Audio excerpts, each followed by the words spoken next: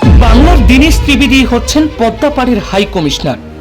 দক্ষ সেতার বাদকের হাতে কি এবার নতুন মাত্রা পাবে ভারত বাংলাদেশ সম্পর্ক? দুই বাংলার সম্পর্ক নতুন সুরে বাঁচতে পারে বলে মনে করছে কেন্দ্র। দুই বাংলার সংস্কৃতিতে পারদর্শী এই বঙ্গভাষী দীনেশ ত্রিবেদীকে রাষ্ট্রদূত করে বাংলাদেশে পাঠাচ্ছে ভারত। দীনেশ ত্রিবেদীকে নিয়োগের খবরে শুভেচ্ছা বিজেপি নেতা সাংসদদের। সংস্কৃতিমান বঙ্গভাষী নিয়োগে তারেককে বিশেষ বার্তা নরেন্দ্র মোদীর। ঝরঝরে বাংলা ভাষায় কথা বলেন দীনেশ ত্রিবেদী। দীর্ঘদিন রাজ্য রাজনীতির সঙ্গেও যুক্ত ছিলেন তিনি। রয়েছে বিদেশি বিশ্ববিদ্যালয়ের এমবিও। শুধু রবীন্দ্র নজরুলই নয়, দুই বাংলার সংস্কৃতি সম্পর্কে তিনি বেশ ওয়াকিবহাল।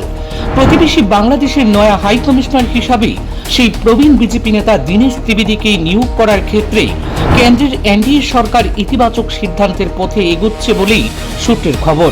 আর এ নিয়ে রাজনৈতিক মহলে জোর চর্চা ইতিমধ্যেই শুরু হয়ে গিয়েছে। পশ্চিমবঙ্গে বিধানসভা নির্বাচনের পরেই দীনেশকে রাষ্ট্রদূত করে বাংলাদেশে পাঠানোর প্রক্রিয়া শুরু হয়ে যাবে।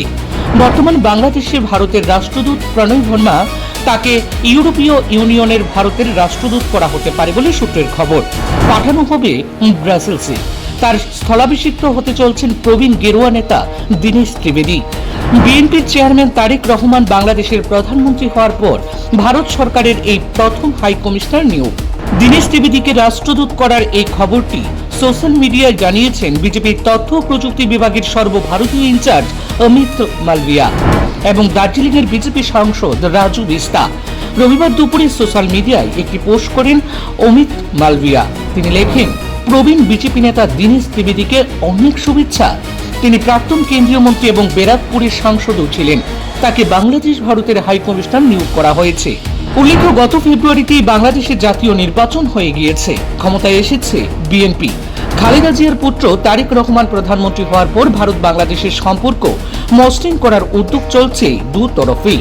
এই মসৃণ করার কাজে দীনেশ গুরুত্বপূর্ণ ভূমিকা নিতে পারবেন বলে মনে করছেন ভারত সরকার। দীনেশ ঝরঝরে বাংলা ভাষায় কথা বলেন। দীর্ঘদিন পশ্চিমবঙ্গের রাজনীতির সঙ্গে যুক্ত রয়েছেন। বিদেশি বিশ্ববিদ্যালয়ের এমবিও রয়েছে তার। পাশাপাশি দুই বাংলার সংস্কৃতি সম্পর্কে তিনি অনেকটাই ওয়াকিবহাল।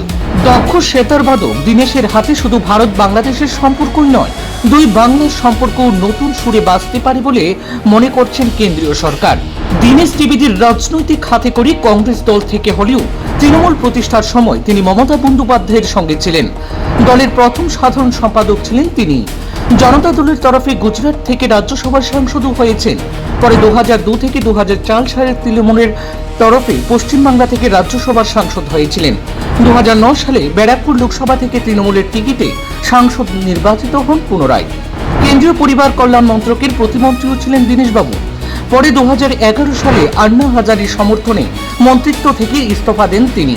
2011 সালে তৎকালীন রেলমন্ত্রী মমতা বন্দ্যোপাধ্যায় রেলের মন্ত্রিত্ব ছেড়ে রাজ্যের মুখ্যমন্ত্রী হন। সেই সময় দীনেশ ত্রিবেদী রেলমন্ত্রী হয়েছিলেন। পরে 2021 সালের 6 মার্চ পদ্ম শিবিরে যোগ দেন এই প্রবীণ রাজনীতিবিদ। রাজ্যসভার সাংসদ পদ থেকে ইস্তফা দেন। প্রথম বিজেপিতেই রয়েছেন দীনেশবাবু। সবকিছু ঠিকঠাক চললে কিছুদিনের মধ্যেই গুরুত্বপূর্ণ কূটনৈতিক দায়িত্ব নিয়ে তিনি এক বাংলা থেকে ওপার বাংলায় রওনা দেবেন।